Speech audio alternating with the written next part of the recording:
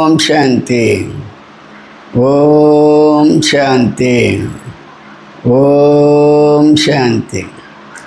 అక్కయ్యలారా, అన్నయ్యలారా, ఈరోజు మనము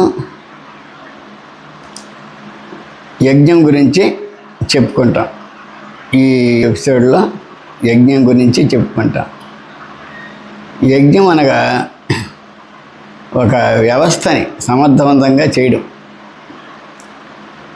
అంటే యజ్ఞం అనేది మీరు ఊహించుకున్నంత రాళ్ళు పెట్టి దాంట్లో సమిధులు వేసి నెయ్యి పోసి ఇంకేవో పదార్థాలు పోసి ఆ యజ్ఞం అనేది కాదు.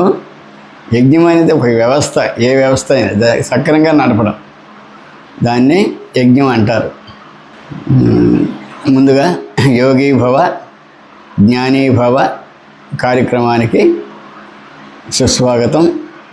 అట్లనే ప్రజాపిత బ్రహ్మకుమారి ఈశ్వరీయ విద్యాలయం వారి తరఫున వారికి కూడా అభినందనలు తెలుపుకుంటున్నాను. మీకు అభినందనలు. ఈ యజ్ఞం పేరు మొదటగా మామూలుగా యజ్ఞం అనేది తర్వాత పేరు పెట్టబడింది. శ్రీ రాజస్వ అశ్వమేధ అవినాశి గీతా రుద్ర జ్ఞానము. మళ్ళీ ఒకసారి చెప్తుంటాను. ఈ యజ్ఞం పేరు మళ్ళీ ఇంకోసారి శ్రీ రాజస్వ అశ్వమేధ అవినాశి గీతా రుద్ర జ్ఞానము అంటారు. ఈ యజ్ఞంలో అందరూ సమితులే. ఎందుకంటే భగవంతుడు శివపరమాత్మ ఎందుకోసం చేస్తున్నారు? ముఖ్యంగా ఏదో కాకతాళీయంగా చేసి వెళ్ళిపోవడం కాదు. ఇది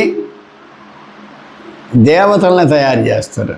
మానవుల్ని దేవతలు తయారు చేస్తున్నారు. నరుడు నారాయణుగాను నారి లక్ష్మిగాను తయారు చేస్తున్నారు. అంటే మిగతా వాళ్ళని కూడా అట్నే తయారు చేస్తారు కదా. కాబట్టి యజ్ఞం అనేది చివరి వరకు ఈ సంగమ యుగంలోనే జరుగుతూ ఉంటుంది. ఈ యజ్ఞంలో బిల్డింగ్లు కట్టచ్చు, ఆహార పదార్థాలు సేకరించవచ్చు. ఏ చిన్న పనైనా సేకరించడానికి ఈ బ్రాహ్మణులు అవసరం, బ్రాహ్మణుల పరివారం అవసరం. కాబట్టి వాళ్ళకి తోచినంత ఈ యజ్ఞంలో ఏదో ఒక విధంగా రూపైన వస్తువుల మూలకంగా, తనువు మూలకంగా, ధనం మూలకంగా ఇస్తూ ఉండాలి. ఎందుకంటే ఇక్కడ గవర్నమెంట్ ఇచ్చేది ఏమీ లేదు. ఇది ప్రైవేట్ వ్యవస్థ కదా. గవర్నమెంట్ అనేది ఇచ్చేది ఏమీ లేదు. అక్కడుండే సభ్యులు, అక్కడుండే వనరులతో పాటు ఈ యజ్ఞాన్ని, ఈ ఓం శాంతి కార్యక్రమంలో జరిగే వాటికి ఇవ్వాలి. ఇవ్వకపోతే ఎవరిస్తారు? మనం పెట్టుకోవాలి. కాబట్టి ఇది అవినాశి గీతారుగ్ధ జ్ఞానం కాబట్టి ఎప్పుడు జరిగేదే. కాబట్టి ఈ 100 సంవత్సరాలు సంగమ యుగంలో ఈ యజ్ఞం నడవడానికి అందరూ సమితులే. కానీ ఎవరిని అడుక్కోకూడదు. అడుక్కునే ఇది మంచిది కాదు. అడుక్కునే బదులు మరణించడం మంచిదని చెప్పేసి పెద్దలు చెప్పారు. కాబట్టి అడిగే క్వశ్చన్ ఏం లేదు. ఏది దొరికితే అది 2 రొట్టెలు దొరికినాయి తినేసి. ఇంకా పూర్వీకులు దాదీలు వాళ్ళ సంతతి ఎన్ని కష్టాలు పడ్డారో మనం చూసేమంటాం, అక్కయ్యల ద్వారా వినేమంటాం. 3 అడుగుల చోట్లో అన్నీ అక్కడే. ఏది అన్నం తినడం అక్కడే, పడక అక్కడే, క్లాస్ చెప్పుకోవడం అక్కడే ఉండేది. కాబట్టి కొన్ని సెంటర్లలో బాత్రూమ్లు అసలే ఉండేవి కావు. వాళ్ళు ఎంత ఇబ్బంది పడతారో మనకి పోయిన మురళిలో వింటే తెలుస్తుంది. కాబట్టి యజ్ఞంలో ఎవరిచ్చినా ఆ యజ్ఞానికే శివభండారం, ఆ శివభండారంలో సమర్పించాలి. ఆ శివభండారం నుంచి మనమే తీసుకోవాలి. అక్కయ్యలకు కానీ మనకు కానీ బ్రాహ్మణ పరివారికి కానీ దాంట్లో కూడా ఒక కార్యక్రమంలో పండుగ వచ్చింది. ఆ బండారంలో ఎంత అవుతుంది అంతవరకు ఆ బండారం నుంచి తీసుకొని ఖర్చు పెట్టుకోవాలి. భోగుకి కానీ బ్రహ్మ భోజనానికి కానీ. కాబట్టి ఈ యజ్ఞంలో ప్రతి బ్రాహ్మణుడు, ప్రతి అక్కయ్య సమితులుగానే ఉంటారు. బ్రాహ్మణ పరివారంలో ఒక అన్న రూపాయి ఇచ్చినా, ఇంకొక అన్న 100 రూపాయలు ఇచ్చినా సమానం. ఎందుకంటే అతనికి తగ్గట్టు తాహతు ఆ 100 రూపాయలు, ఇతనికి తగ్గట్టు 1 రూపాయి తాహతు, రెండు సమానమే. కాబట్టి ఇప్పుడు మధువనంలో ఎన్ని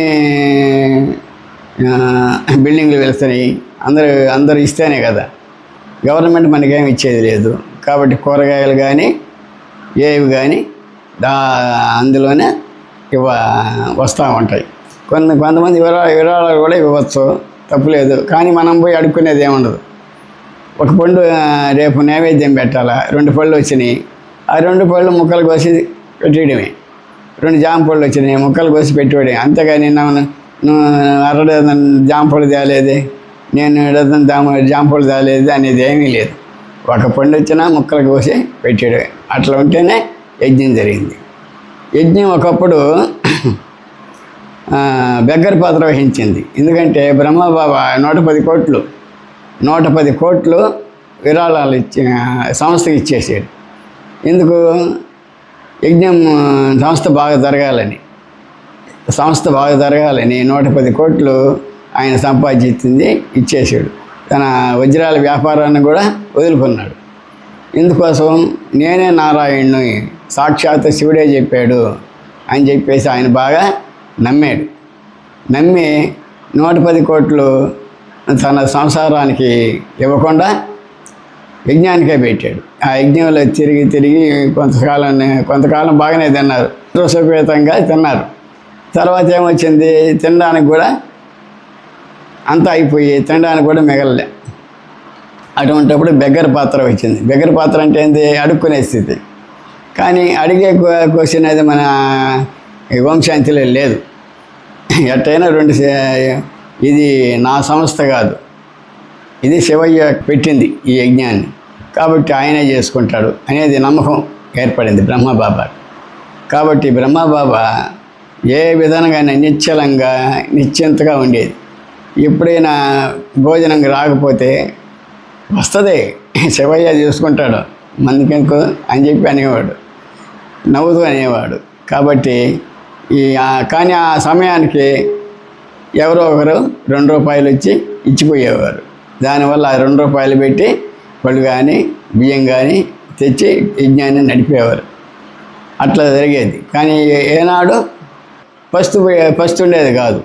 పస్తులున్న రోడ్డు కూడా ఉన్నాయి. కానీ సాయంత్రానికి ఎవరో ఒకరు వచ్చి ఇదిగో 5 రూపాయలు, ఇదిగో 2 రూపాయలు అని ఇచ్చేసిపోయేవాడు. యజ్ఞం అలా సంపాదించేవారు. ఇదంతా శివయ్య వల్ల జరిగేది అని చెప్పేసి అందరూ నమ్మేవాడు. కనుక ఈ ఎపిసోడ్ ఇంతటితో ముగిస్తున్నాను. అందరికీ నమస్కారం. ఓం శాంతి. సర్వే జనా సుఖినో భవంతు. అందరూ బాగుండాలి, అందులో నేను ఉండాలి. ఓం శాంతి.